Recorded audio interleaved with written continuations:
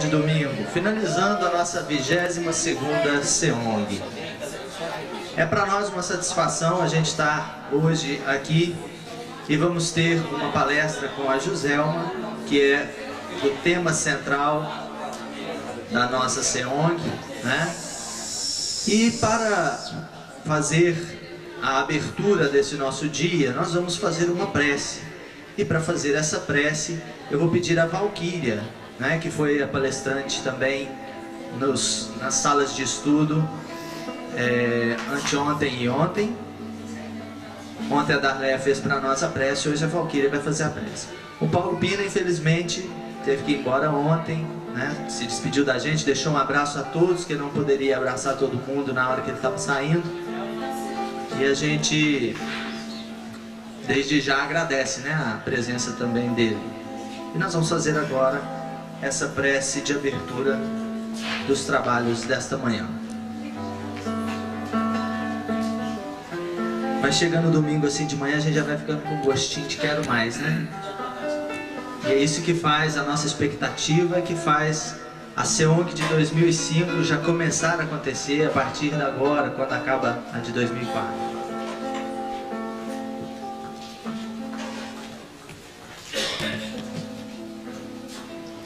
Vamos aquietar os nossos corações, buscando liberar as melhores energias que cada um de nós possui. E nesse momento, Senhor da vida, nós estamos unindo os nossos corações nessa prece. E vos agradecendo por esse momento, por essa SEONG, pela oportunidade de nós nos encontrarmos, sempre buscando a luz do vosso Evangelho e da doutrina espírita.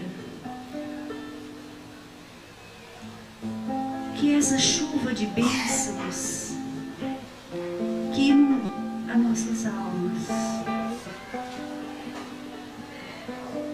possa fertilizar a terra do nosso coração, e que daí, Senhor da vida, frutos possam nascer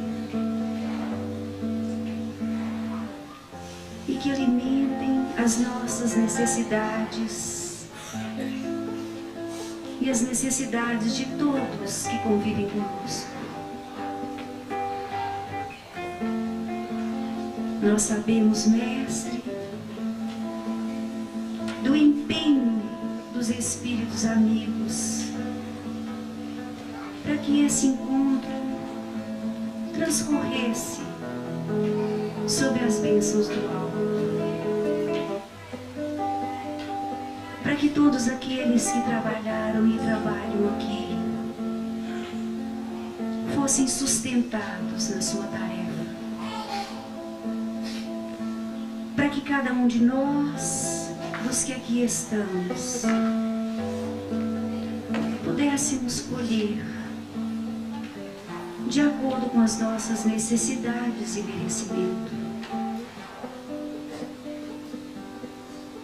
Mas desde já nós vos agradecemos, porque fomos acolhidos aqui, Senhor da vida,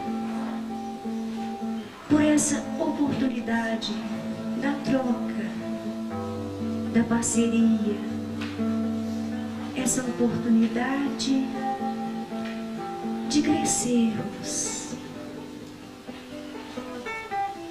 que possamos ter outros encontros, que a nossa vontade de estudar doutrina espírita e evangelho permaneça sempre conosco, mas que acima disso tudo, Senhor, que a nossa tônica de vida seja vivenciar as lições do nosso evangelho. Pedimos pela oradora dessa manhã, os mentores espirituais possam intuí-la, a fim de que a fala ressoe em cada coração, trazendo paz, esperança e alegria. E vos dizemos, Mestre, agradecidos, meu Senhor, sábio dos sábios, Pai de toda a criação. Põe a doçura em meus lábios e a fé no meu coração. Sol de amor que me conduz na vida em que eu me agasalho. Enche os meus olhos de luz e as minhas mãos de trabalho. Dai-me forças no caminho para lutar e vencer, transformando todo espinho em flores do meu dever. Pai, não te esqueças de mim nas bênçãos da compaixão. Guarda-me em teu coração de paz e amor sem fim.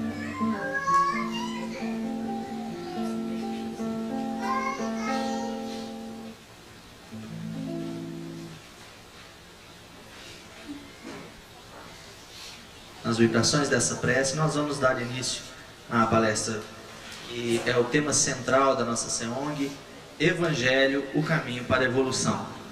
Quem vai estar falando conosco agora nessa manhã é a Joselma Maria Coelho.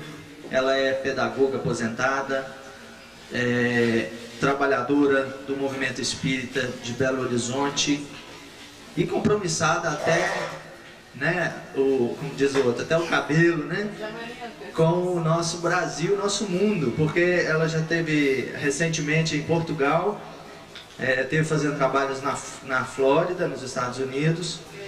Ela é presidente do Conselho Espírita Municipal de Belo Horizonte, presidente da Sociedade Espírita Maria Nunes, da Editora Espírita Fonte Viva, conselheira do Xavier, trabalha também como vice-presidente de um centro de Lavras, um outro de Santa Luzia, ela é presidente, então está compromissada mesmo. E ela vai trabalhar hoje conosco sobre o Evangelho e o caminho para a evolução. Tá joia? Eu desejo a todos um ótimo estudo. As pessoas que precisar de folha, querem fazer alguma anotação, eu tenho folha em branco aqui, pode pegar comigo. E as pessoas que me solicitaram aquela mensagem da abertura da SEONG de sexta-feira, da Estrela Verde, as pessoas que me solicitaram, depois pode procurar comigo que eu tenho ainda algumas cópias ali, tá bom? Eu chamo então a Joselma para fazer a palestra da manhã. Bom dia, gente. É uma alegria estar aqui com vocês e eu peço desculpas por não ter conseguido participar o tempo todo. É mais ou menos por aí. Mas acontece que, por mais que eu tivesse me esforçado, eu não conseguiria estar aqui durante todo o tempo. Mas eu tenho um compromisso de gratidão, um compromisso de amor e gratidão com a Graça. Hoje ela se lembrou disso quando eu cheguei. A Graça foi a primeira pessoa que me deu uma oportunidade de trabalho fora de Belo Horizonte, fora da casa espírita em que eu atuava. Isso há algum tempinho atrás, alguns diazinhos aí para trás, Quando ela estava chegando praticamente aqui na região e assumindo compromisso na casa espírita, ela nos deu essa chance de trabalho. E certas situações a gente nunca esquece, porque Deus nos abre caminhos, às vezes a partir de pessoas que a gente ainda não conhece, mas que passam a ser, não conhece nessa encarnação, mas passam a ser aquelas pessoas para nós, aquele ponto de referência com a oportunidade do trabalho, com a oportunidade do crescimento e do aprendizado. Porque na verdade, quando nós saímos para trabalhar, nós saímos acima de tudo para aprender. Então, eu não poderia deixar de atender o convite da graça. Fiz um esforço, me virei. Estou aqui com muita alegria, agradecendo a Deus por estar aqui junto com vocês. Vou tentar fazer com que a nossa manhã seja uma manhã agradável. Eu tenho certeza que até aqui o trabalho de vocês foi muito importante, foi muito agradável. E eu vou fazer um esforço da minha parte para que a nossa semana, esse encontro, termine realmente num clima de paz e num clima de alegria. Eu procurei, nesses 2 dias que eu não consegui estar com vocês, eu procurei não me desligar vibratoriamente de vocês. Nas minhas preces eu já estava tentando me colocar aqui exatamente para buscar a sintonia do trabalho, porque a distância não é o mais importante nessas horas, o mais importante é a mente. Eu poderia estar aqui e a preocupação com outros locais me deixar lá. Então eu estava lá, mas eu estava atenta, sintonizada aqui com vocês. E é dessa forma que a gente vai começar a conversar. A nossa reflexão, nós vamos começar por uma passagem de Jesus, muito interessante. Ela está registrada em Lucas e em João. É uma passagem muito interessante que eu acho que todos nós já conhecemos. Nós vamos simplesmente dar uma recordada aqui. É a passagem em que Jesus dá uma chance a outros discípulos, além dos 12 que já estavam posicionados com ele.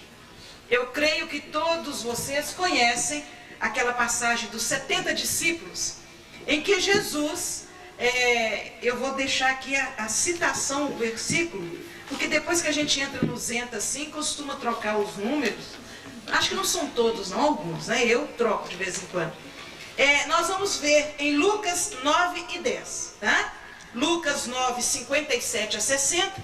Depois nós vamos ver Lucas 10, de 1 a 11 e de 17 a 20. Essa passagem, então, nós vamos perceber que Jesus saía convidar aquelas pessoas para segui-lo. Alguns davam desculpas. Eu tenho aí altar para enterrar o meu pai. E Jesus disse: deixa aos mortos o cuidado de enterrar os seus mortos. E ele convidava outro, alguns aceitavam, outros não. Até que, em determinado momento, Jesus tinha junto a ele 70 discípulos, que fora os 12. E Jesus convida aqueles discípulos para um trabalho. Depois de eles terem passado por uma preparação, Jesus os convida para o trabalho, para que eles pudessem, de 2 a 2, seguirem o caminho da divulgação da Boa Nova. E eles seguiriam o caminho da divulgação da Boa Nova, levando uma mensagem de amor através da fala, através do trabalho, em que eles estariam sendo instrumentos, médiuns, para também curarem, para livrarem as pessoas de algum desequilíbrio, de algum processo obsessivo. E Jesus passou para eles algumas orientações muito importantes. Eu costumo dizer que nós espíritas deveríamos reler esse capítulo 10, onde Jesus dá para os discípulos algumas instruções que são muito atuais a respeito do comportamento da gente quando a gente viaja, quando a gente se desloca para um trabalho em outro local. Então, Jesus vai orientando. Vocês vão de 2 a 2. Olha a importância disso, de 2 a 2. Exatamente para que um possa apoiar o outro, para que um possa, em alguma situação, ser o elemento de busca de socorro para o outro. Se alguma coisa acontece, tem alguém do lado que apoie, que ajude, que se a pessoa cai num processo de interior, de dificuldade, tem alguém com quem conversar, alguém de maior intimidade. Então, é claro que nem sempre se consegue isso, porque a vida hoje em dia exige muito de todos nós.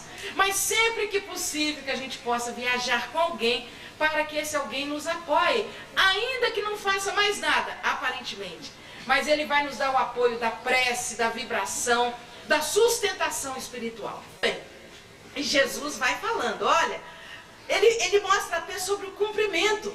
Quando chegardes, deseja paz para aquela família. E quando fala deseja paz, não é só falar a paz esteja convosco, mas é o desejar de coração.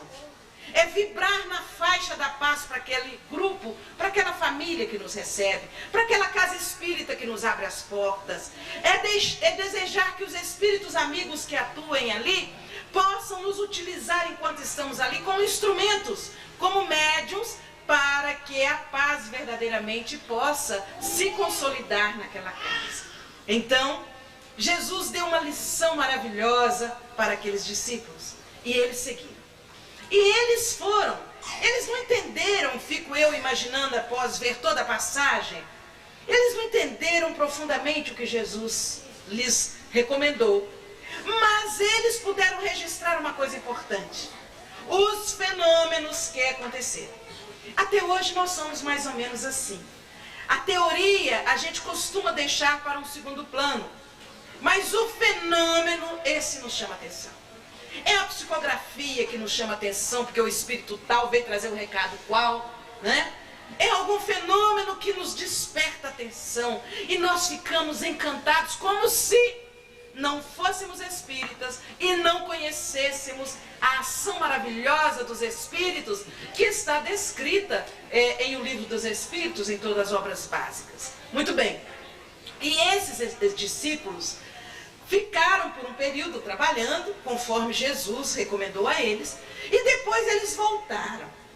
E ao voltar, eles começam a contar de uma forma muito entusiasmada os fenômenos que aconteceram. Mestre, o senhor não imagina, veja bem, o senhor não imagina, a gente ao falar com alguém que era paralítico, levanta, e a pessoa levantava. Mestre, criaturas consideradas possuídas pelo demônio, ao dizermos aquelas pessoas, ao dizer ao demônio, afasta-te, o demônio afastava, e aquela pessoa ficava boa. E eles foram narrando os fenômenos, mas eles contavam com uma grandeza, porque eles estavam se achando realmente os arautos da mensagem do Evangelho, aqueles que ali estavam para levar com a palavra, com a ação, a mensagem do Evangelho. E aí Jesus calmamente disse para eles, deixou que eles contassem todos os fenômenos, a alegria, demonstrassem alegria por tudo o que aconteceu. E Jesus então diz para eles, vocês seguiram em meu nome. A partir do momento que eu deleguei a vocês a condição de agir em meu nome, vocês receberam a autoridade devida para se fazer. E eu fico me colocando como médium, nós aqui trabalhando, né? Cada um também lá na sua casa, como médium, como espírita. De vez em quando nós nos esquecemos que nós temos uma delegação divina. Então o dirigente tem uma delegação divina. O médium, o dirigente da reunião, o coordenador da mocidade, o presidente de qualquer outro órgão ligado à doutrina, tem uma delegação divina, um compromisso. E esse compromisso não pode ser esquecido. Por mais vantagens que através de nós possam ser constatadas, por mais ações que nós venhamos a desenvolver, que promova toda uma modificação, por exemplo, no movimento espírita, nós não podemos esquecer que somos instrumentos do Pai, que somos médiuns, através dos quais os espíritos planejadores, os espíritos executores colocam em ação tudo aquilo que tem que ser feito.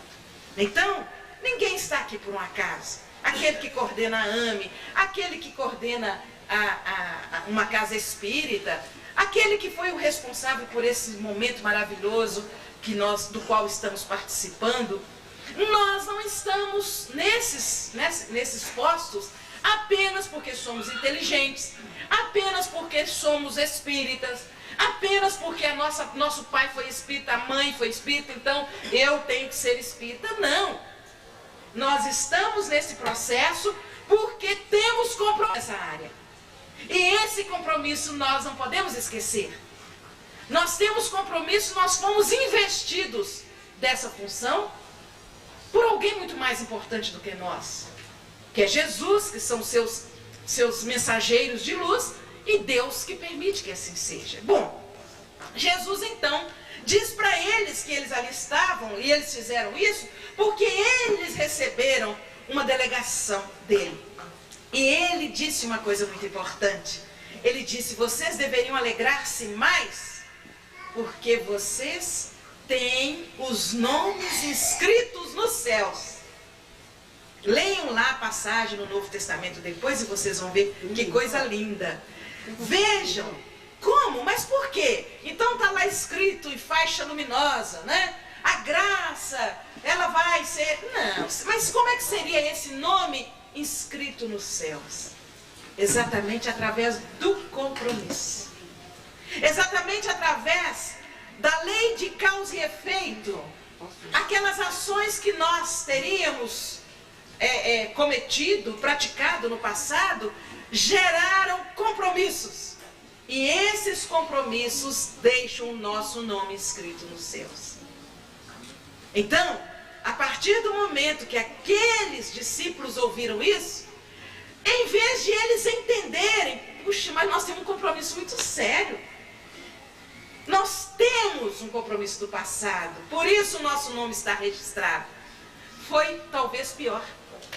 Eles se sentiram altamente envolvidos de alegria. Mas vejam bem, nós somos os tais, afinal de contas, nós temos o nosso nome escrito no céu, foi Jesus que falou. E a partir daí, ninguém mais conseguia segurar a alegria incontida daqueles discípulos, daqueles 70 discípulos. O tempo vai passando. E como eles já não estavam mais saindo em nome de Jesus, eles estavam mais próximos a Jesus novamente.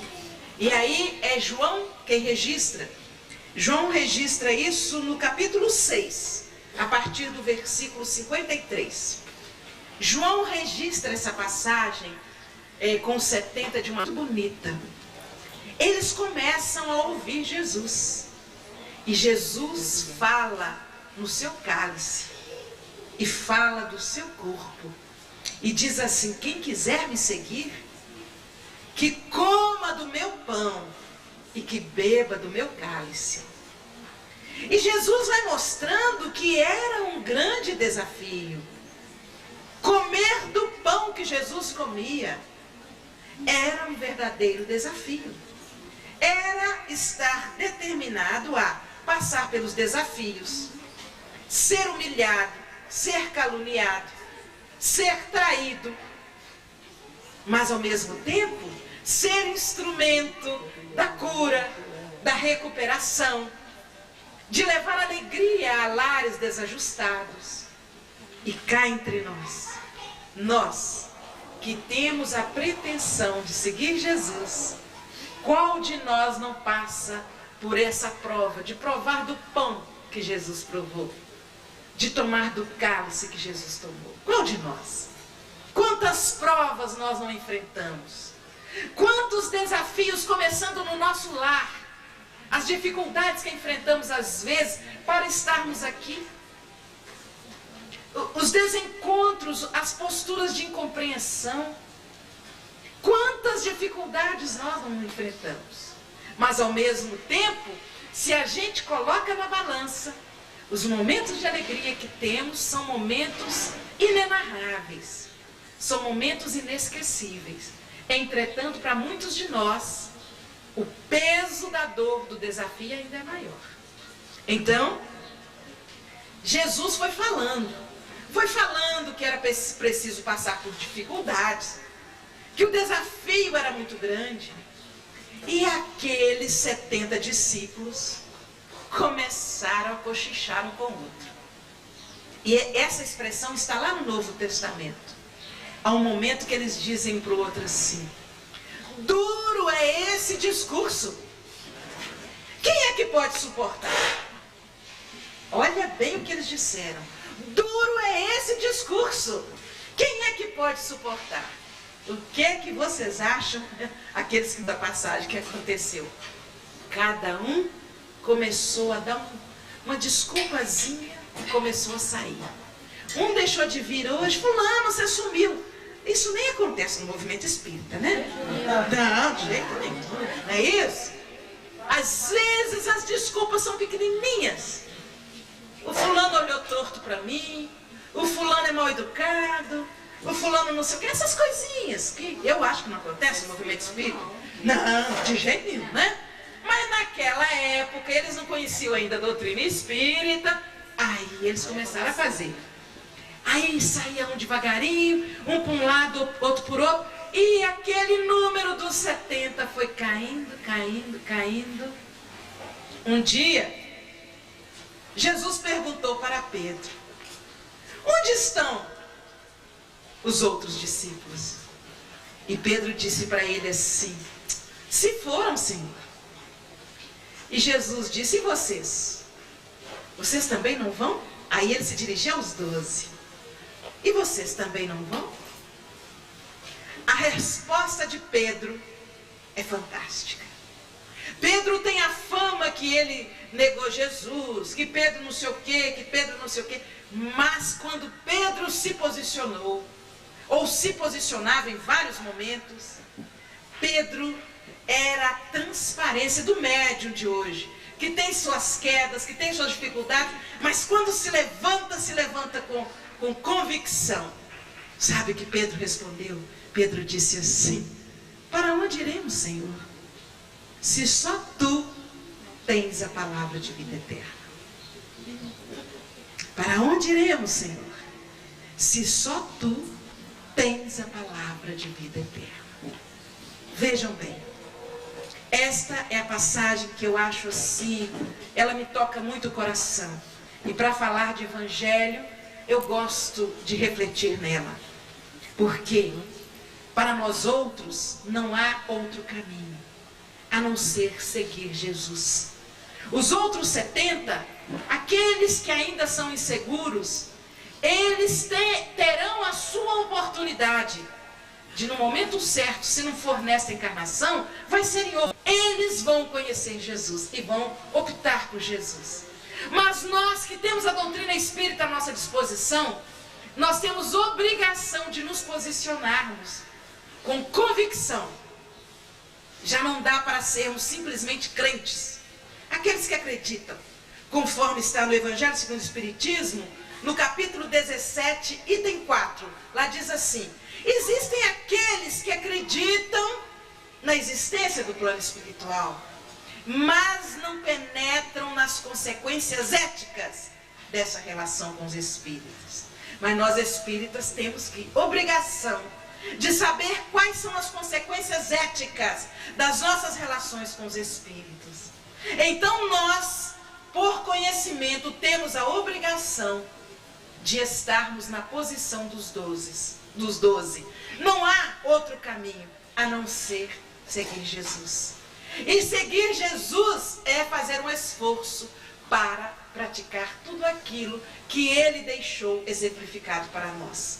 Certamente, conforme ainda registrado pelo apóstolo João, nem tudo que Jesus fez está escrito, porque muitas coisas, só a maturidade que os espíritos vão adquirindo com o tempo, é que estarão permitindo que nós possamos adentrar numa verdade ainda maior. Mas a verdade que Jesus trouxe através da sua prática, da sua passagem pela terra, eu sei de mim que não consigo ainda praticar nenhum centésimo. Faço um esforço danado e ainda não consigo. Portanto, toda a mensagem de Jesus precisa ser vivenciada. Ela precisa ser analisada e fazermos um esforço no dia a dia para praticá-la. Eu costumo, algumas pessoas estão dizendo que Josema está ficando, ela está obsidiada. E eu digo assim, eu não estou não, eu estou um pouco mais. Sabe por quê? Santa obsessão. Sabe por quê? Porque eu, todos os dias, procuro incentivar as pessoas com quem convivo a ler o Evangelho, pelo menos 3 linhas pela manhã e mais 3 linhas à noite. Porque se a gente conseguir fazer isso e virar um hábito, lavar os dentes, como trocar de roupa, como tomar o banho, se nós transformarmos essa prática da leitura do Evangelho num hábito inesquecível, vocês podem ter certeza, dentro de algum tempo estará muito mais fácil nós praticarmos o que Jesus ensinou. Então, eu vou lá e abro o Evangelho segundo o Espiritismo, às vezes o tempo não me permite ler todo o capítulo. Quando eu falo em 3 linhas, é assim, já sendo condescendente comigo se eu não der conta de ler o capítulo todo. Então, pelo menos 3 linhas. E aí, eu vou vendo. A princípio eu falava, gente, esses espíritos são muito sábios. Eles me fazem abrir o Evangelho no lugar de que eu preciso. Depois eu comecei a perceber, que eu preciso tanto, em todas as áreas, que onde eu abrir o Evangelho eu estou precisando aqui. Sabe? A obsessão é tão grande que não tem jeito, tudo que eu abrir eu estou precisando. Então eu pude perceber que eu preciso realmente daquela bagagem, desse manual de boas maneiras, deste manual de educação espiritual que é o Evangelho. Então, eu trago para vocês, eu achei muito interessante quando a Graça me deu o tema que eu falei, se ela soubesse que eu estou sendo rotulada até de obsidiada, de tanto que eu falo no Evangelho, né? E eu vou dizer para vocês, gente, não me canso, em todo lugar que eu vou, eu digo para as pessoas, passem a fazer isso, leiam, e a gente começa a sentir o quanto isso vai nos modificando, o quanto isso é importante para nós. Ora, vocês refletiram aqui nesses dias a importância do Evangelho para a nossa transformação, para a nossa vida. Vocês leram aqui, estudaram aqui a importância do Evangelho para a sociedade como um todo e, acima de tudo, para o nosso movimento espírita. Nós estamos vivendo momentos em que as casas espíritas têm sido alvo de muitas provocações do plano espiritual menos esclarecido. Nós temos passado por experiências que a gente não poderia imaginar que nossas casas espíritas passassem. Da direção, que eram amigos, passam a ser opositores uns dos outros. Pessoas em que a gente tem uma referência de equilíbrio, de repente passam a ter comportamentos inadequados. Situações as mais variadas, chamamentos os mais desequilibrados que têm alcançado as casas espíritas. Eu não vejo outra saída a não ser o Evangelho. Porque o Evangelho, é claro que o conhecimento é a base, a prática de tudo que existe é a base, mas o Evangelho vai dar o tempero das nossas ações. Porque se nós tivermos apenas o conhecimento, nós podemos ser muito racionais, a tal ponto frios, que a nossa decisão pode chocar. E é o Evangelho que vai dando toque de amor. É o Evangelho que vai nos dando a diretriz de luz para que nossas casas espíritas, para que o movimento espírita, em vez de esfacelar-se, como é a intenção de grupos de espíritos que se aproximaram mais nesse início de milênio das casas espíritas, do movimento espírita, e tem uma razão muito clara. Eles se aproximaram porque cada vez mais eles têm consciência que é um movimento espírita que estará lançando as bases da paz, do progresso, da harmonia na Terra. Então eles tentam de todas as formas buscar abalar o movimento espírita e abalar principalmente através de seus líderes. Porque se eles abalarem os líderes, fica mais fácil eles avançarem nesse trabalho de minar a harmonia dos grupos espíritas.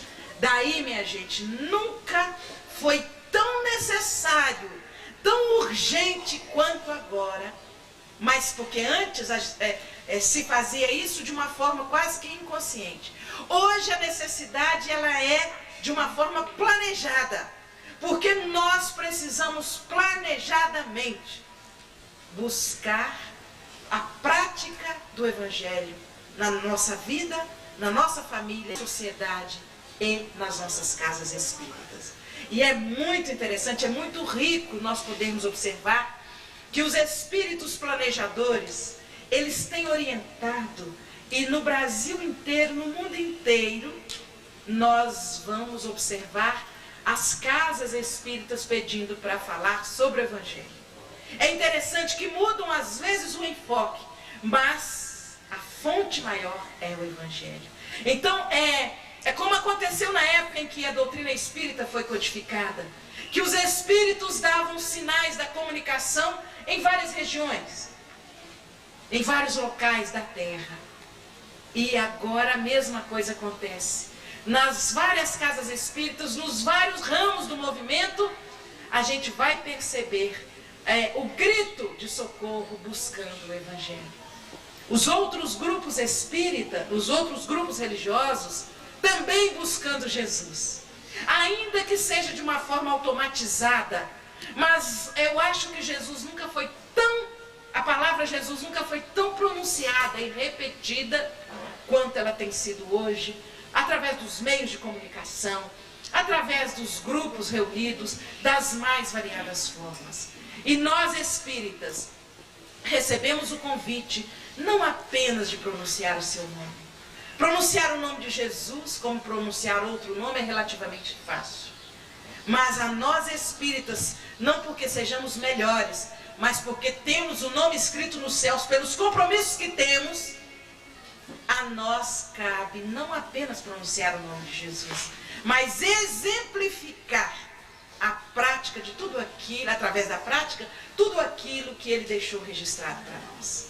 Então, esse convite inicial, essa reflexão inicial, é para que nós possamos ter certeza que o Evangelho realmente é aquela tocha acesa que vai guiar toda a humanidade. Possamos nós estar seguros disso e convictos disso. E a partir daí, termos mais facilidade, nos prepararmos para corresponder, não apenas falar, não apenas teorizar, mas corresponder ao que a gente fala, né? Eu não sei se eu já contei isso para vocês uma vez. Eu tinha uma dificuldade muito grande de compreender uma pessoa que eu achava que eu era vítima da sua atitude de incompreensão. E, na verdade, eu não vou ficar buscando palavras macias, não. Eu não a perdoava. Eu não conseguia perdoar essa pessoa. E eu, então, tive um senso pequenino de coerência.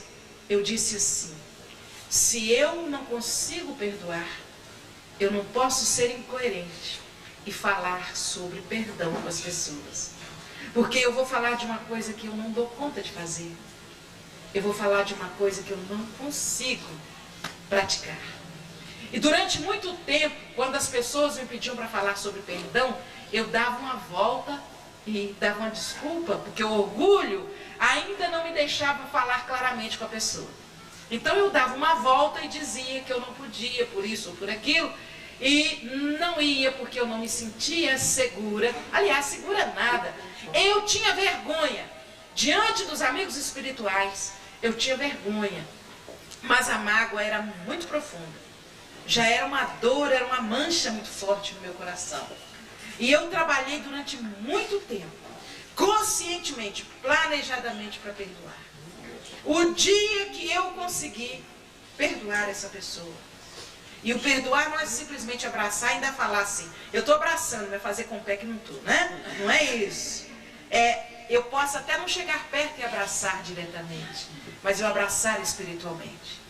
Eu ter condição de lembrar da pessoa sem ter mágoa, sem ter sombras negativas. O dia que eu consegui me lembrar da pessoa, sem mágoa, lembrei dela, fulano. Nesse dia eu consegui falar sobre o perdão. Os Espíritos me deram a chance de, naquele mesmo dia, eu ter um trabalho numa reunião pública. E eu mudei o tema e falei sobre o perdão. Então, eu acho que nós precisamos trabalhar planejadamente. Eu estou contando esse caso para vocês pelo seguinte, porque fica aquela conotação assim, não, mas é fácil, então não é fácil não. Não é fácil não, nós temos que planejar a vivência do Evangelho. Temos que perseguir a capacidade de vivenciar o Evangelho. Essa perseguição é uma perseguição equilibrada, planejada, uma perseguição cristã. Eu tenho que mudar, eu preciso mudar.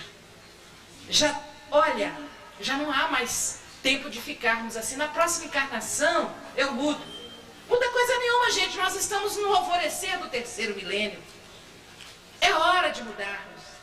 É hora de praticarmos o que verdadeiramente o Evangelho recomenda. Então, diante disso, vamos nós lá fechando. Tampa aqui, eu quero só mostrar essa primeira parte, por favor. Nós vamos fazer uma pequena reflexão, a de baixo. Nós vamos fazer uma pequena reflexão. Vamos ver se... Tá claro, né? Mas eu vou tentar, eu vou falando. As outras... Vê se dá um foco melhor. Sobe mais um pouco. Tenta dar um foco melhor. Vamos ver. Eu vou traduzindo, vamos dizer assim, o que está ali. Deu? Vamos lá. A gente vai. Talvez até... Mas tudo bem, vamos lá. Nós estamos aqui representando um indivíduo. Esse indivíduo que é composto, né, de espírito, o perispírito e o corpo. Nós sabemos pela doutrina espírita que nós somos compostos dessas 3 partes importantíssimas, que são indispensáveis para que estejamos encarnados, o espírito, o perispírito e o corpo. Enquanto indivíduo, nós nos relacionamos com a família, com a sociedade e com a humanidade.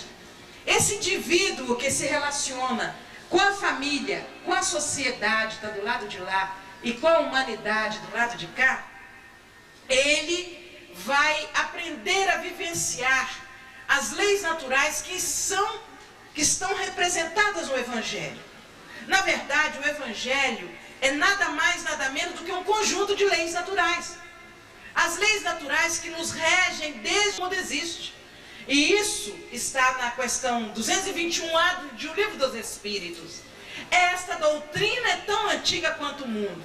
E quando eu vi isso pela primeira vez, eu briguei com Kardec, briguei mentalmente, falei, mas como essa doutrina é tão antiga quanto o mundo, se o Livro dos Espíritos foi codificado em 1857?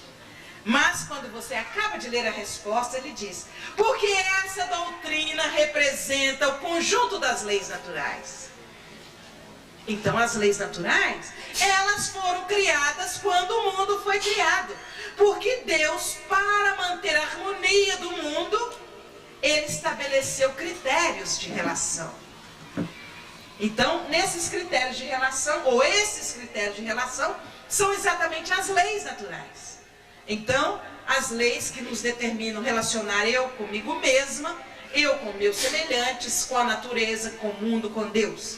Então, a partir do momento que a gente vai vivenciando e entendendo que o Evangelho é um código, é um conjunto das leis naturais, nós vamos então, inconscientemente ainda, porque nós, talvez há um momento que nós não conhecemos os princípios da doutrina do Evangelho, mas nós temos as leis registradas em nossa consciência, e isso também quem nos diz é o Livro dos Espíritos. Então, como nós temos as leis registradas em nossa consciência, nós começamos nessa relação com a família, com a sociedade, com a humanidade, nós começamos a exercitar essas leis. É a prática do Evangelho ainda de uma forma bem rudimentar. Porque pela lei de causa e efeito, eu vou sofrendo as consequências de alguma coisa errada que eu faço. Se eu prejudico, de repente eu recebo o troco. Se eu sofro uma humilhação, de repente eu vejo aquele que fez a humilhação passando por uma consequência. Então eu ainda não conheço a doutrina. Eu ainda não penetro num conhecimento muito racional do Evangelho. Mas pela intuição e pela experiência, eu vou vivenciando os princípios das leis naturais. Eu começo a vivenciar o Evangelho. Aí quando eu estou na família, tem uma coisa que a gente tem uma possibilidade de exercitar com muita facilidade, quando a gente quer, né? Que é a tolerância. Ai de nós se não exercitarmos a tolerância na família. A mulher que não tolera o marido que chega com um bafo de cigarro ou de bebida, é claro que ela não vai tolerar, falar, deixa que ele chega, coitado. Não, ela vai agir conscientemente, planejadamente, para ele se libertar. Mas ela não vai colocá-lo do lado de fora da rua, porque senão ela vai ficar sem marido mesmo, né? Porque ele está com bafo de bebida ou com bafo de cigarro. O marido, se a mulher não é lá aquela cozinheira, que ele, ainda mais, é filho da Zoé, né? Uma beleza. A Zoé cozinha, mas assim, divinamente bem. De repente, lá vai ele casar com uma que não conhece lá aquele negócio e faz lá um macarrão sem tempero, faz um arroz unidos venceremos. E se ele resolver reagir, porque o arroz e o macarrão não ficaram iguais ao que a dona Zoé fazia, lá se foram as oportunidades da vivência em família. Então, o que ele faz? Ele faz um exercício de tolerância. Ele tolera, ele engole, no dia seguinte ele vai lá na mercearia, ou sei lá onde, compra lá um arrozinho e tal. Não, filha, vamos lá no restaurante. E ele vai fazendo alguma coisa no exercício de tolerância para não perder a mulher. Com os filhos, vocês já repararam quanta tolerância nós exercitamos com os filhos? No dia a dia, né? O filho que às vezes é portador, no momento ele faz uso de alguma droga, alguma coisa, a gente fica chateado, a gente fica revoltado, a gente reclama, pede socorro, mas é filho. E por ser filho, nós exercemos uma tolerância maior. Já repararam isso, gente? Que maravilha podermos na nossa família praticar, exercitar a tolerância, até com a nossa companheira, a colaboradora doméstica. A gente sabe que hoje em dia não é fácil. Então ela tem um defeito, ela costuma empurrar a poeira por debaixo do tapete, não sei o que, mas a gente faz de conta. Às vezes, na primeira, é claro que não vai deixar incentivar. Nós vamos educá-la. Mas a gente procura fazer isso sem perder a colaboradora, porque eu não posso mandá-la embora. Porque ela não é muito caprichosa não, mas ela cuida dos meus filhos com tanto carinho. Eu posso ir trabalhar porque ela cuida dos meus filhos. Olha, gente, com isso, o que é que nós estamos exercitando? A tolerância. E é interessante que na sociedade, nós temos uma chance de fazer uma outra coisa muito importante. Trabalhar. Nós trabalhamos profissionalmente, mas trabalhamos às vezes até como voluntário. Hoje em dia as próprias leis incentivam a prática do trabalho voluntário. E no trabalho nós crescemos e fazemos crescer. O trabalho me permite me aproximar mais dos meus semelhantes. E eu começo a conhecer outras pessoas. Eu amplio o meu círculo de amizades. E enquanto isso acontece, eu passo a ter uma oportunidade maior de engrandecimento. E, na verdade, quando eu vou me relacionar com a humanidade, eu passo a exercitar a solidariedade. Ah, mas o pessoal lá está passando fome. Eu faço uma campanha aqui para mandar comida para aquele pessoal lá distante, né? Em situações as mais variadas em que eu vou exercitando a solidariedade. Portanto, nessas 3 palavras que a gente trabalhou aqui rapidamente, nós vamos ver o quê? A base filosófica da doutrina espírita, que foi assumida por Kardec. E ele foi buscar no filósofo Rousseau a base da doutrina? Exatamente, trabalho, tolerância e solidariedade, né? No Reformador desse mês, até saiu uma página bonita sobre isso. Trabalho, tolerância e solidariedade. É a base da doutrina espírita. E por que a base da doutrina espírita? A doutrina espírita reflete as leis naturais. As leis naturais, certamente, refletem a nossa vida e a nossa relação. Portanto, minha gente, esse indivíduo que está ali exercitando o trabalho, a tolerância e a solidariedade junto à família, junto à sociedade e junto à humanidade, ele começa a expandir o seu conhecimento a respeito do Evangelho. Ele começa a abrir a sua compreensão a respeito da vida. E ele começa a questionar mais. De onde eu vim? Quem eu sou? Para onde eu vou? Quem é fulano? Mas por que eu nasci nessa família? E por que eu não nasci em outra? E essas perguntas vão oferecer para ele um caminho. Tá mais para cima. Não, cobre ainda o triângulo de cima, por favor. E joga para cima esse caminho que está clarinho, clarinho. O resto eu acho que vai ser mais fácil, gente, que eu fiz fundo. Só essa que está sem um fundo muito claro. Então, ele vai encontrar um caminho que é o caminho da evolução. É o caminho da evolução. E nós conhecemos como motoristas, que a maioria nós conhecemos um instrumento de segurança para todos nós, que quando o nosso carro enguiça na estrada, a gente tira ele de dentro do carro e coloca para nos dar proteção. É o triângulo de segurança, né? E nesse caminho da evolução que nós começamos a trilhar, nesse esforço de expandir esse conhecimento, essa experiência quase intuitiva que nós fomos tendo aos poucos, nós vamos encontrar um triângulo de segurança sim. Nós vamos usar um triângulo de segurança que é exatamente a doutrina espírita. Eu vou traduzindo, que eu sei que está clarinho, né? Nós vamos encontrar agora o espírito que nós vimos lá, associado ao perispírito e ao corpo. Nós vamos encontrar agora o espírito, a matéria e Deus. Então, o espírito que somos encarnados, começamos a vivenciar com a matéria, tentando superar as nossas dificuldades, tentando superar os desafios, numa busca constante, neste caminho evolutivo para Deus, né? E nesse caminho nós vamos encontrar, isso que está escrito aqui no meio, é Jesus, viu gente? Jesus como nosso guia e nosso modelo, conforme questão 625 de O Livro dos Espíritos. Então Jesus está né? Jesus está na base na base dessa nossa caminhada evolutiva, né? O Espírito sai daquele triângulo anterior e ele vai chegar a Deus naquele ponto em que Jesus disse: eu e meu Pai somos um. Não um no sentido de Jesus ser Deus, mas um em harmonia.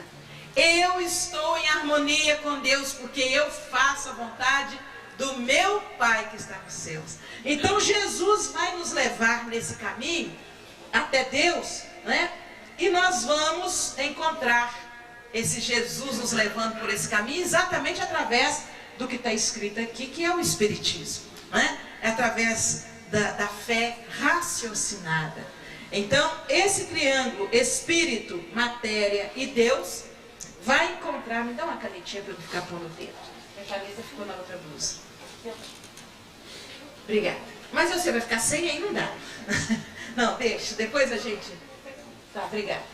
Então, nós vamos encontrar, então, essa oportunidade aqui de vivenciar o que, através do Espiritismo, as oportunidades de caminharmos até Deus, o Evangelho, hein, gente? Então, nós vamos encontrar, através, o que é a doutrina espírita? Através do estudo, através do esclarecimento, através da sublimação. Ora, vamos para o estudo. No estudo, nós vamos encontrar, principalmente em O Livro dos Espíritos, o caminho para a ciência. A ciência, E nós vamos encontrar uma frase chave da doutrina espírita: fé inabalável. O que é a fé inabalável? Só é o quê? Aquela que encara a razão frente a frente em todas as épocas da humanidade. Então esse homem que começou lá na prática inconsciente dos princípios do Evangelho, porque as leis naturais estavam registradas em sua consciência, então a razão ele não sabia exatamente, mas pelo aprendizado quase que do ensaio em erro, ele foi aprendendo a viver melhor. Ele caminha agora consciente para esse caminho da evolução através de Jesus. Através da doutrina espírita ele vai conhecer que fé inabalável só é aquela que pode encarar a razão face a face em todas as épocas da humanidade. Todas as vezes que alguém me trouxer uma novidade, falar: olha, fulano ali na esquina, ele agora tem uma mensagem muito melhor que a doutrina espírita. Vamos observar. Será que o fulano fala, faz, encara a minha fé raciocinada, encara a minha razão e responde a todas as minhas perguntas? Às vezes nem é cara a cara, eu não vou criar polêmica, mas eu vou analisar. Será que a postura dele responde a todas as minhas perguntas com tranquilidade, à luz da razão? Me leva a uma harmonia, a uma paz, a uma alegria? Então, esse esclarecimento, esse estudo me leva então para esse posicionamento da fé raciocinada. E essa fé raciocinada, ela vai ser despertada muito nesse estudo através de O Livro dos Espíritos, que é a primeira obra da coleção das obras básicas e que vai me dar uma panorâmica, uma visão geral da doutrina espírita. À medida que eu estudo, eu quero cada vez mais esclarecimento. E eu pergunto para um, eu pergunto para outro, eu pergunto para outro, pergunto aos livros, pergunto aos espíritos. E essas perguntas vão me sendo respondidas através do aspecto filosófico. Porque quando eu estou perguntando, eu estou filosofando a respeito daquele conhecimento que eu adquiri. E nesse aspecto filosófico, eu vou encontrar... Eu aqui troquei na ciência, eu troquei o nome dos livros, mas o Livro dos Espíritos também. Mas o Livro dos Médiuns me dá essa parte da ciência com mais clareza, porque ele vai mostrando os fenômenos e mostrando o porquê. E eu vou encontrar então na filosofia, através também de O Livro dos Espíritos, aquele entendimento que me leva à lei da evolução. Nascer, morrer, renascer.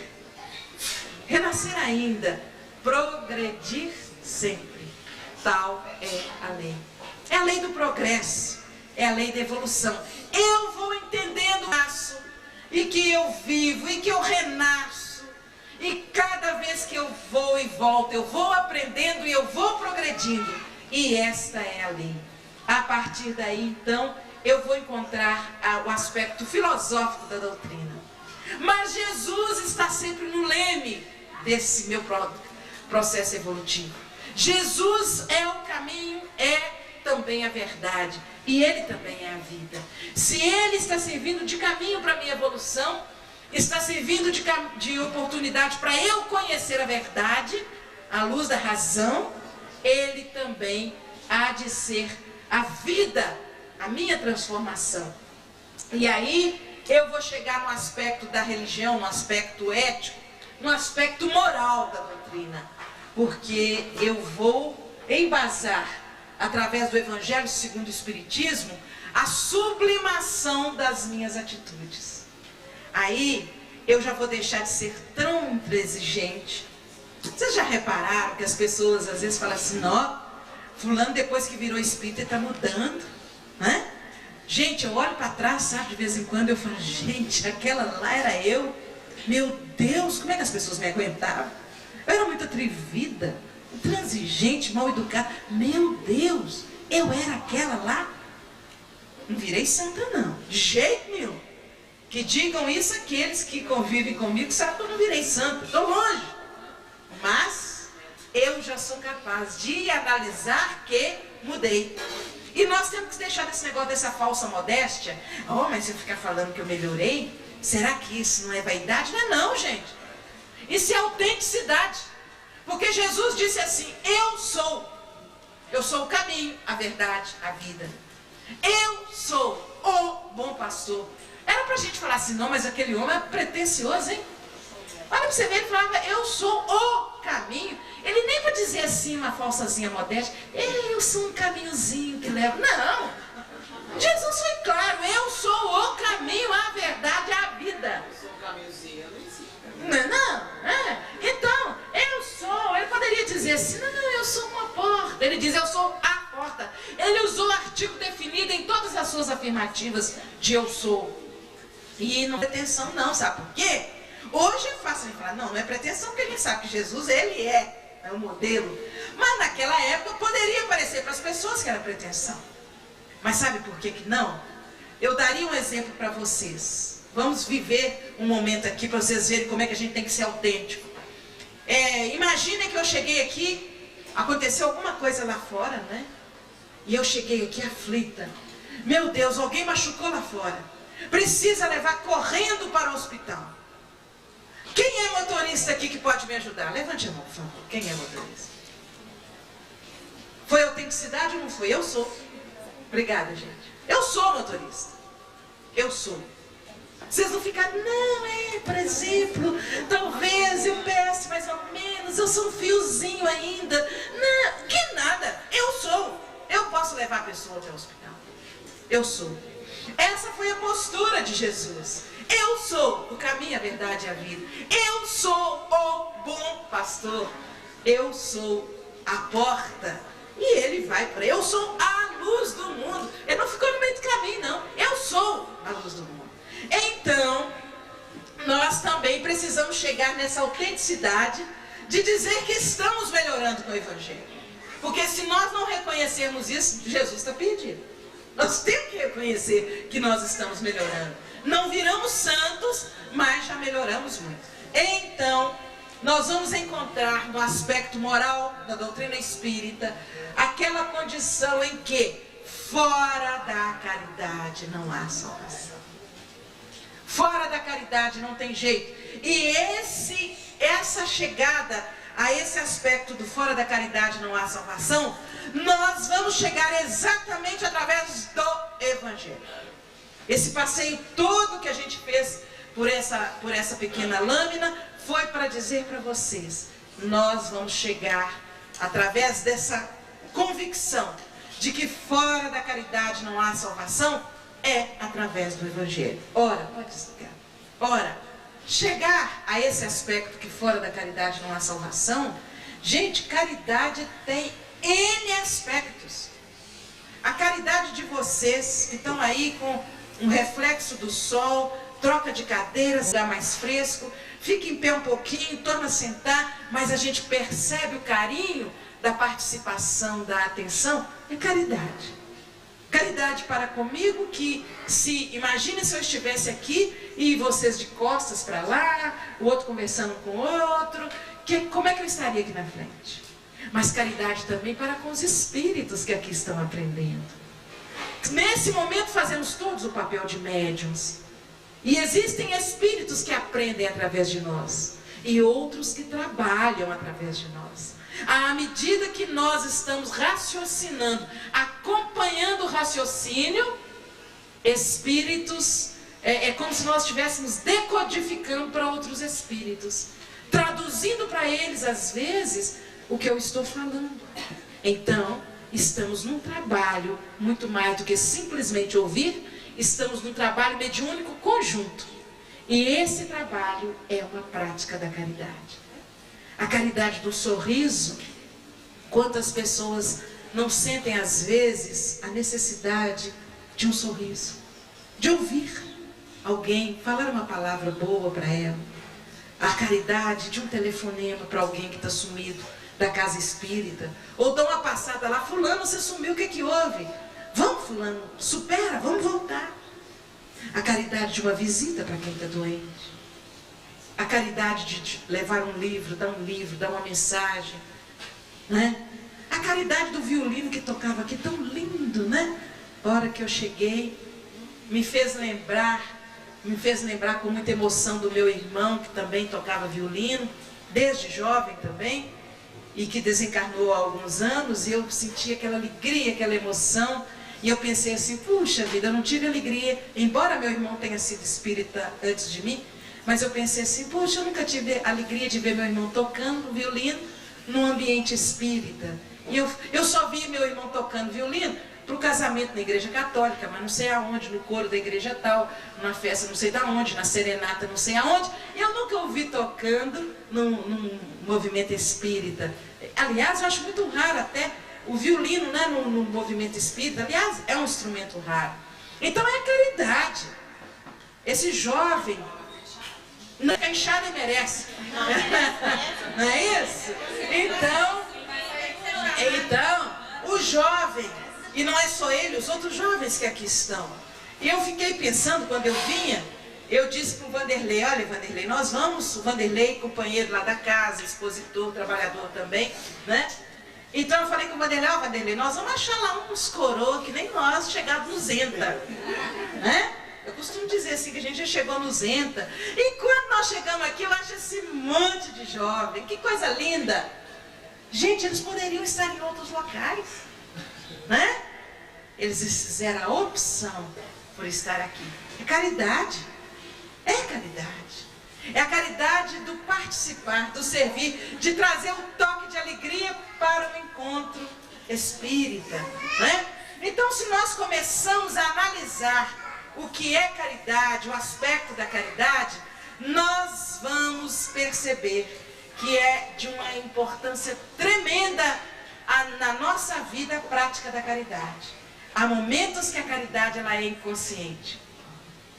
Eu costumo dizer, né, que nós temos que praticar a caridade até quando nós estamos no dia a dia correndo, profissionalmente falando.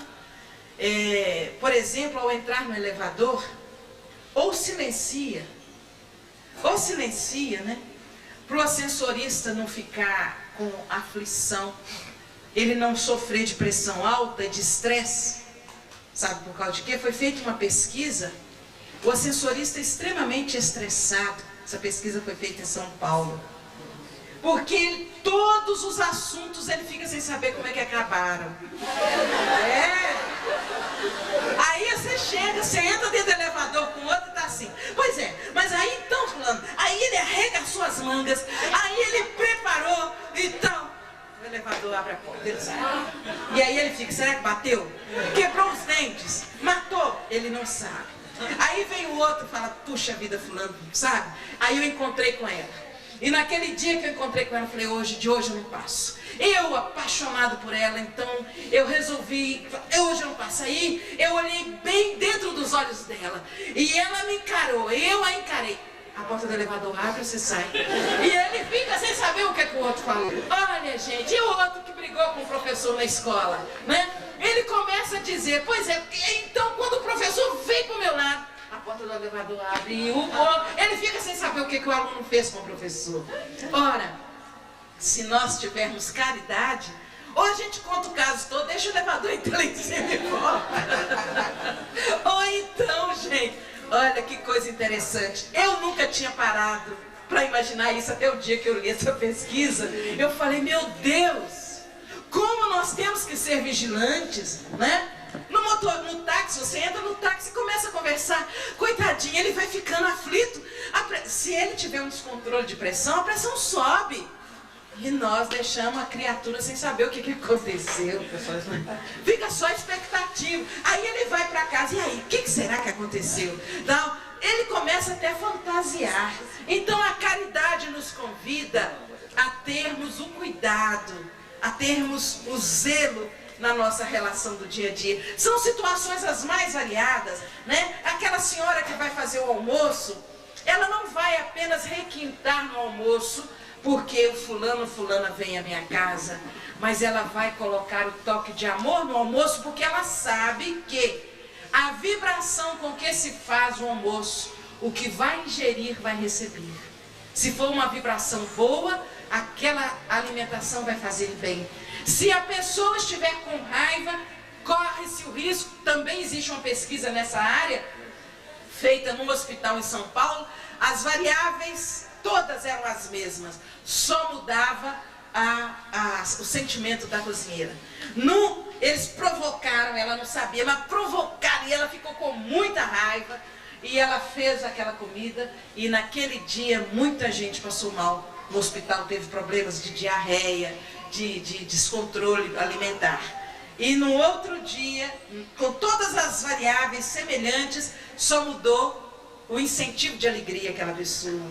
E ela, se sentindo valorizada, ela fez aquele almoço com muita alegria, com muito entusiasmo, e com todas as outras variáveis.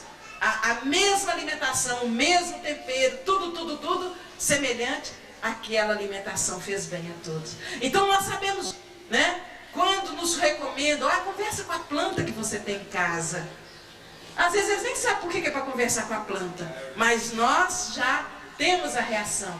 A planta, ela agradece em forma de beleza, em forma do seu verde exuberante, porque ela registra a nossa vibração de carinho, de amor. Tudo isso é caridade. Vocês já imaginaram? Varrer uma casa com amor e caridade, né? Limpar o ambiente onde nós trabalhamos é caridade. E se nós começarmos a pensar nisso, escrever uma carta a um amigo espiritual que diz assim: hoje a gente já nem escreve direito, porque o correio eletrônico, a internet faz esse papel que antes a gente usava a mão, né? Mas ainda tem aqueles que usam. E o amigo espiritual dizia: como é que está meu tempo, hein? Não é isso que o amigo espiritual dizia não, viu gente? Como é que está meu tempo? Eu estou querendo saber o que eu tenho de tempo aqui, porque eu distraí aqui com o tempo. Vocês me dão um toque aí, por favor. Hein? Meia hora, ok. Eu vou passar para a pergunta, viu gente? Para vocês não ficarem cansados de ficar me ouvindo, que é caridade também, né? Não cansar aqueles que ouvem. Então, o amigo espiritual dizia assim, que há momentos que a pessoa, na maioria das vezes, a pessoa quando escrevia a carta à mão, começava a escrever com uma letra bonita: meu querido amigo, que Deus possa encontrá-lo, vibrando, e aquela passagem. Aí de repente a letra começa a mudar no final, vira um garrancho que a pessoa não sabe nem às vezes consegue ler. Então o que mostra? A falta de harmonia do princípio ao fim da carta. E essa falta de harmonia está na ausência, naquele momento, da caridade. Quando você... eu estou com pressa, deixa eu escrever aqui. Então, minha gente, caridade. Caridade de olhar no olho do meu companheiro na casa espírita e dizer: fulano, como é que tá? Tá tudo bem? Eu estou te achando meio assim. Tá tudo em paz? Eu posso ser útil em alguma coisa? Isso é importante, né? Se você vê que o outro está de cara fechada, chega de uma maneira diferente, faz com que o outro perceba que ele é amado, que ele é respeitado, que ele é valorizado. Tudo isso é caridade. Portanto, vivenciar o Evangelho é praticar a caridade em todos os tempos da nossa vida. Fazendo uma pausazinha de juntos para alguém perguntar alguma coisa, se quiser, ou tem momento certo de pergunta, eu não sei. Vai ter depois do intervalo mais 1 hora. Tá. Então vamos, se alguém, mas mesmo assim, se alguém tiver, a gente vai... Alguém quer perguntar alguma coisa? Eu vou perguntar, não, eu vou fazer um comentário aqui. Eu quando cheguei no pessoal da cozinha, vocês podem contar comigo. Eu fiquei de longe observando. Quando eles terminaram de arrumar a cozinha, eu falei: vocês estão precisando de alguma coisa? Isso é caridade, vibrou. Vibrou. Você não foi lá ajudar materialmente, mas vibrou. Mas eu fiquei feliz da vida. Muito bem. Minha gente, nós vamos refletir um pouco agora, vamos ver se der. Se não der, nós vamos falar mais do que... Eu vou tentar... acho que agora nós vamos conseguir alguma coisinha a mais. Hein?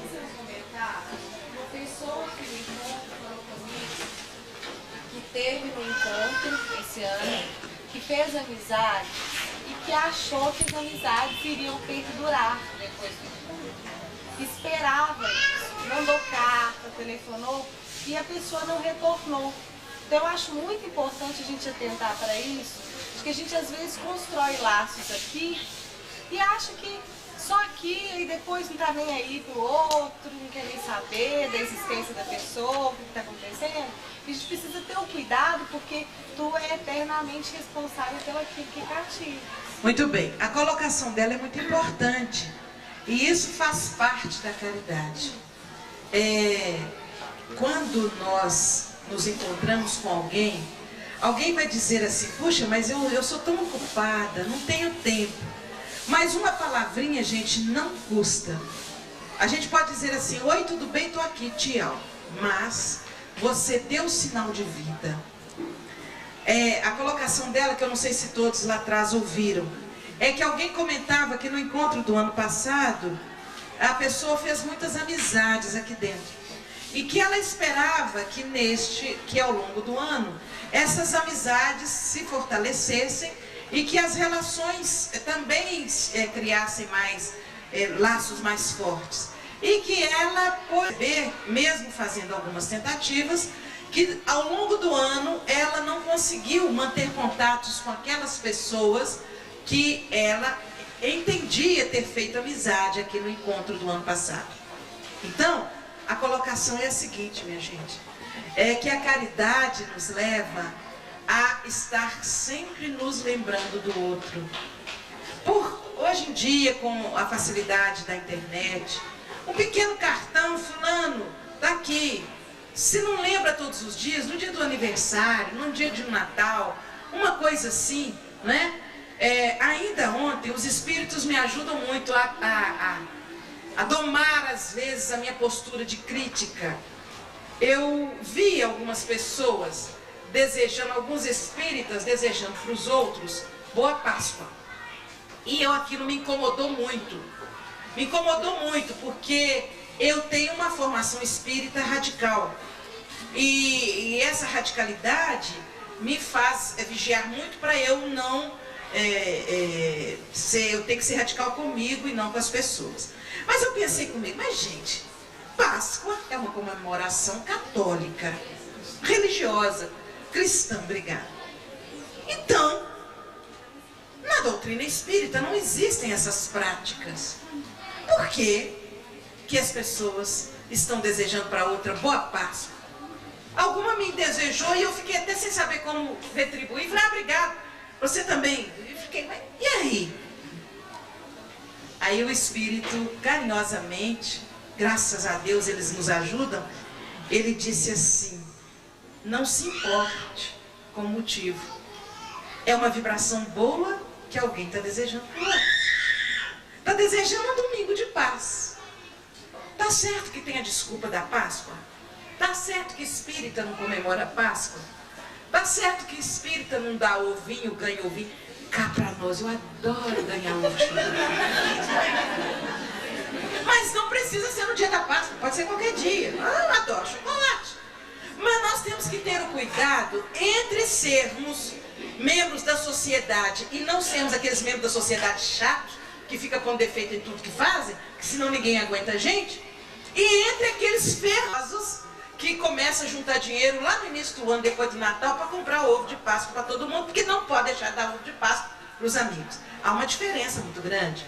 Então um amigo espiritual me dizia assim, mas Joselma, não se preocupe com o motivo. A pessoa, viu como a pessoa sorriu para você? Sorriu e lhe desejou boa Páscoa. Nesse sorriso ela te mandou vibrações boas. Ela te abraçou com um sorriso. Ela te fortaleceu nas suas fraquezas. Não tem importância a maneira, mas ela te desejou alguma coisa boa. Foi a desculpa que ela encontrou para te dar, quem sabe, para chegar perto de você e te dizer boa Páscoa. Ela poderia ter dito bom domingo, mas foi mais fácil para ela dizer boa Páscoa.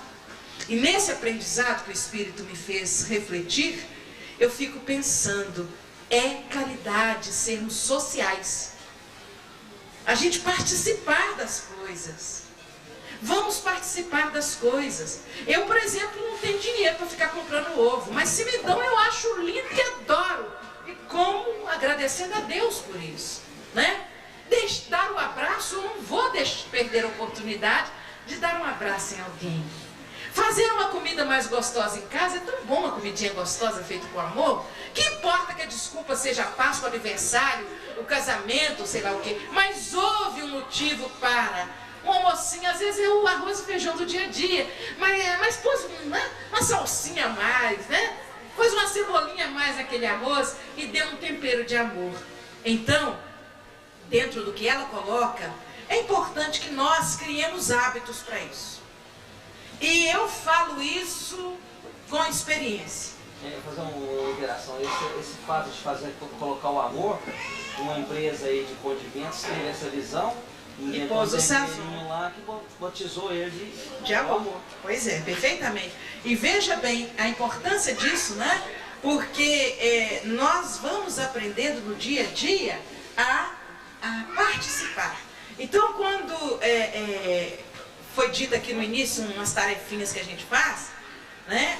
Eu poderia dizer assim, eu estou extremamente ocupada, eu não tenho tempo para retornar.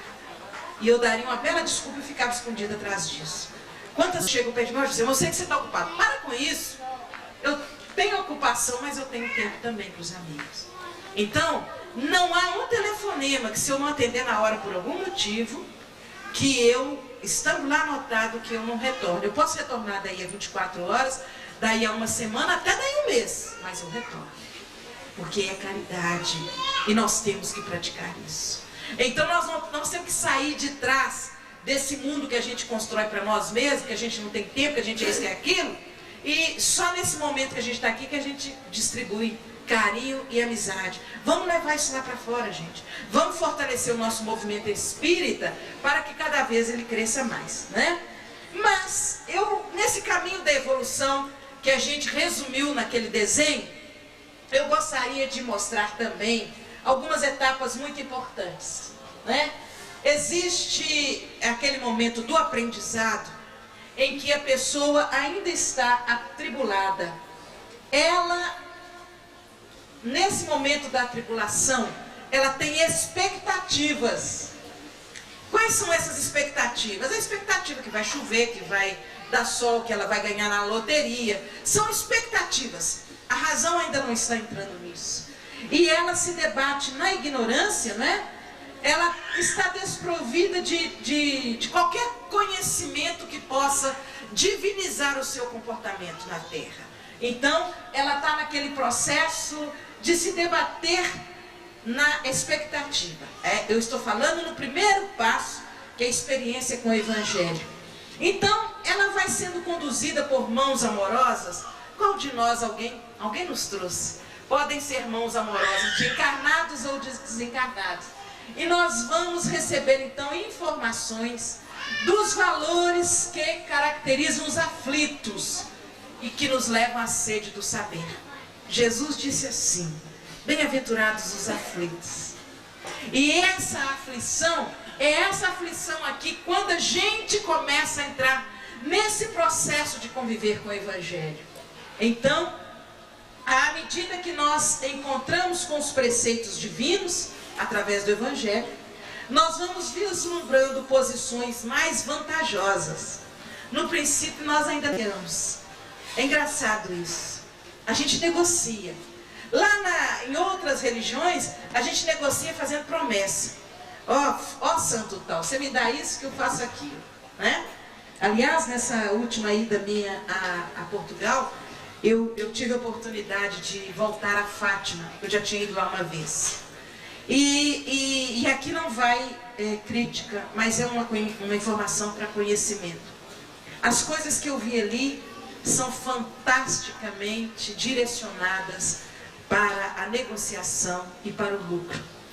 Proporcionalmente, do outro lado, os devotos que vão, eles vão com uma fé tão ardorosa, eles caminham quilômetros mesmo. Eles têm alguns fiéis que caminham durante um mês.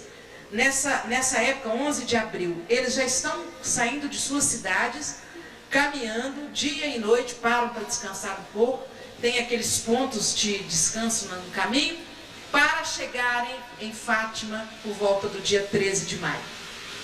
Então, não se assustem, não há nenhum... É apenas alguma coisa, a cozinha deve ser por aí. Não é isso? Não, é alguém com caridade preparando o alimento do corpo. Então vejam bem, eles caminham às vezes um mês, mas eles caminham com muita devoção. Mas eu pude perceber que os amigos espirituais me faziam ver as duas coisas. A devoção das pessoas que estavam ali e, às vezes, a manipulação do interesse. E nós espíritas temos que ter muito cuidado, porque às vezes a gente nem percebe que sem querer a gente faz coisas semelhantes. A gente não cobra, mas a gente às vezes induz as pessoas a algumas, né, situações. Então eu pude ver, por exemplo, que eles fizeram aquele caminho de quilômetros, acho que são 5 quilômetros, parece. Tem aquele pátio imenso onde ficam os fiéis para as celebrações, e tem um caminho, um cimento liso, o caminho das pessoas cumprirem as promessas de passarem de joelhos. E eu fiquei ali atenta, acompanhando, pelo rosto, a devoção de alguns que passavam de joelhos, mas pude perceber também a manipulação inteira. Existe naquele local um espaço onde se alugam joelheiras. Então, a pessoa vai lá, aluga a joelheira, porque eu achei interessante eles todos com aquela coisa assim, tudo meio parecido, né? Meio uniformizado. E eu comecei a pesquisar discretamente, respeitosamente, para aprendizado. Não foi com nenhuma outra intenção. E aí eu cheguei no lugar onde se alugam joelheiras, por alguns euros, né? E aí a pessoa vai lá, aluga a joelheira e vem cumprir a promessa de andar aqueles quilômetros. Como é muito longe, não dá para fazer aquilo sem joelheira. Então tem que alugar joelheira. Eu fui num outro local observando que tem lá onde se colocam, onde se acendem as velas. Eu achei interessante, eu falei, mas por que as velas aqui são tão escuras, quase pretas? Aí uma pessoa que estava me mostrando falou, vem cá. E ela me mostrou. As velas, elas são colocadas em cima de grades. Ali elas vão derretendo, as velas assim, vão derretendo, cai lá embaixo. Lá embaixo já tem uma aparelhagem que bate novamente aquela cera, já cai numa outra máquina que enrola novamente e vira vela. Reciclada. Vela reciclada. Então, a economia que se faz ali em cera e a fé das pessoas. Eu vi uma vela, me parece que ela tinha 2,5 metros, 3 metros. A pessoa carregando aquela vela com cuidado para não esbarrar nas pessoas. E eu fiquei olhando aquilo, né? E aí, perto da vela, tinha uma frase de Jesus: eu sou a luz do mundo. Então, a conexão da palavra de Jesus com a vela acesa, né? Essas colocações que eu faço, podem ter certeza que eu não estou fazendo isso na crítica, não. É aprendizado mesmo. Porque nós temos que observar, para trazer até para o nosso comportamento. Porque, de repente, eu vendo o evangelho de 10 por 12 e falo assim, não, eu estou vendendo por 12, é só para ajudar na construção da casa espírita. Então, nós temos que ter cuidado. Porque a gente vai lá que o outro faz e temos que ver o que estamos fazendo, né?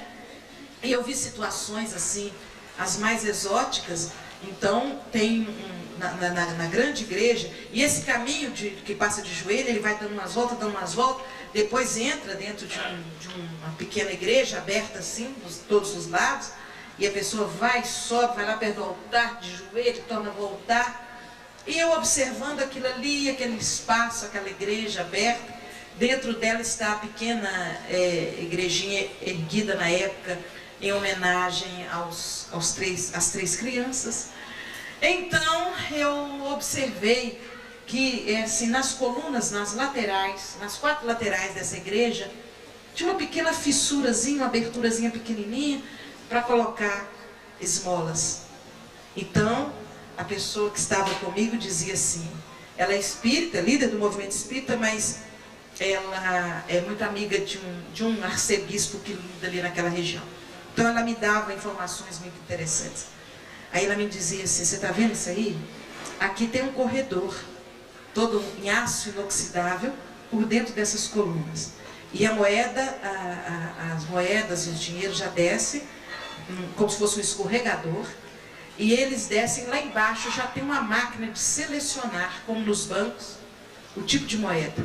Moeda de tantos euros, nota disso, nota daquilo. É tudo automático. E de tempos em tempos, entra aqui dentro, por baixo, entra um veículo, porque eles arrecadam. Eu me lembrei, no meu tempo de criança, eu não sei se ainda tem essa revista, não tem criança perto de mim, Tio Patinhas, acho que existe até hoje, né? Que bom que existe, que eu adorava Tio Patinhas. Então, Tio Patinhas pegava as moedas no seu cofre, grande, com pás, né? Com ferramentas. Hoje em dia, com a modernidade, ele deve pegar com um tratorzinho, né? Então, eles têm esse tipo de equipamento, tipo de tratorzinho, que eles pegam aquelas moedas e levam para o Banco de Roma. Então, minha gente, essas informações que eu fui observando com muito amor, com muito respeito, principalmente que nós que conhecemos as reencarnações, a gente sabe que hoje eu estou aqui numa postura assim, faz isso, faz aquilo, sabe lá quantas encarnações como padre ou como freire eu tive, né? Sabe lá o que eu fiz, vai ver que essas ideias até fui eu que dei lá no passado, então eu não posso criticar. Não temos esse direito, temos apenas o direito de analisar para não repetirmos tais fatos. Alguém tinha levantado a mão? E o fiel que vai lá, ele vê isso? Não. O fiel que vai lá, ele está tão tocado de amor. Olha, eu me sensibilizei até as lágrimas diante de algumas posturas dos fiéis. A vibração, olha, só de eu começar a falar, eu me sinto totalmente envolvida pela vibração de amor. Olha, em alguns locais, eu conheço espíritas que vão para lá para sentar debaixo daquelas árvores, sabe? A árvore em que o espírito luminoso apareceu, ele é cercado para proteção, então você chega pertinho, a 1,5 metro, mas você não vai até a árvore, não toca na árvore. Porque senão eu acho que também o povão já não teria deixado a árvore, já tinha tirado lasquinhas dela, né? Mas assim, há muitos jardins, há muitas oliveiras, né? E a oliveira, ela é linda, é muito bonita a árvore. E aí a gente consegue até lembrar algumas passagens do tempo de Jesus, vendo as oliveiras, né?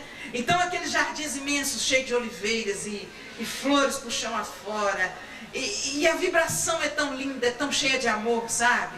Que eles não têm tempo de estar analisando essas coisas, não.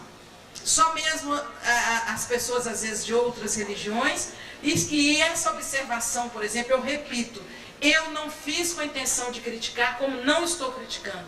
Eu estou passando uma informação para a vivência do Evangelho. O Evangelho é nosso caminho de evolução.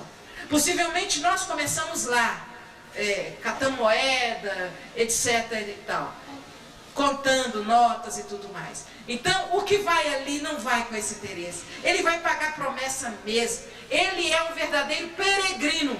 Anda um mês, gente, um mês.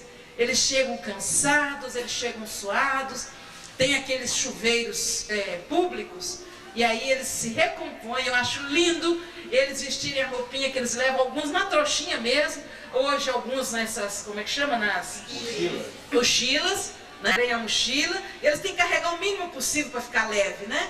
Então eles trocam aquela roupa limpinha para homenagear Nossa Senhora. Então são situações assim, a gente consegue ver completamente a diferença, sabe? E isso para nós é um alerta na nossa vivência do Evangelho, tá certo? Seguindo, alguma colocação? Seguindo então, à medida que ele vai encontrando com os preceitos divinos, ele vai vislumbrando posições mais vantajosas, e a paz se contrapõe às inquietações penosas. Então, aqueles erros que levam a pessoa a ter peso de consciência, porque eu pequei, agora eu tenho que corrigir, ele vai então, essa paz que vai tomando posição, é porque Jesus é extremamente o mensageiro da paz. Então surge uma réstia de luz a indicar recursos para ele consertar os erros do passado. Ele já deixa de ter apenas expectativa. Guardem essas palavras. Antes eu falei na expectativa. Ele não é mais apenas o portador de expectativa. Ele agora é portador de esperança. A esperança é diferente da expectativa. A expectativa é quando você pensa assim, olha para o tempo, hoje vai chover. E será que vai dar sol? Hoje vai dar sol.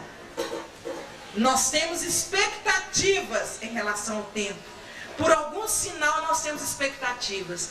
Esperança quando já renova em nós alguns princípios, porque nós já conhecemos Jesus, nós conhecemos o Evangelho e nós passamos a ter esperança. Nós passamos a conhecer e ter esperança, porque Jesus não vai nos deixar na mão, né?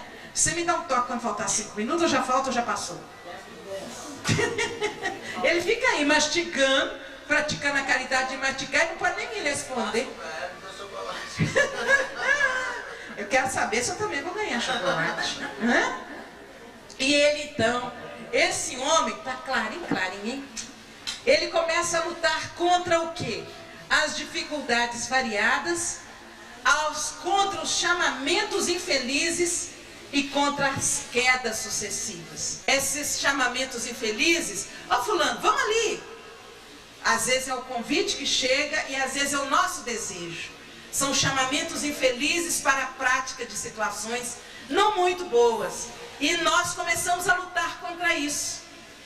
Eu tenho um amigo espírita, divulgador da doutrina, que ele me diz assim, cada ano em que se comemora o aniversário do dia que ele deixou de beber, ele chega perto de mim e fala assim, hoje completa mais um ano. Ele conseguiu abrir mão do chamamento infeliz que o levava à viciação, ao uso da bebida alcoólica, por causa do Evangelho. Mas não no fanatismo, na conscientização. Essa é a grande diferença.